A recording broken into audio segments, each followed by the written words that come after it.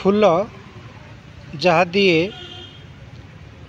बासना सौंदर्य मधु केते कण। फूल करे पागल महुमाछी को भंवर को कवि को दर्शक को। भक्त दिए तार अर्पण भगवान पूजा थाली रे। पुष्पटीए अर्पण करे ईश्वर पाद तले। भ्रमर मधु चुंबे महुमाछी महु संचे।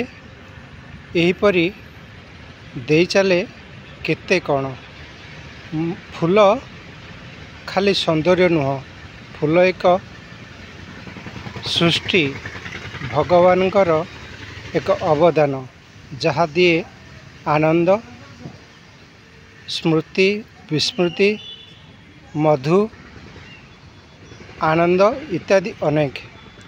यह हेउछि प्रकृतिर एक बड़ अवदान जहाँ पाई समस्ते पागल।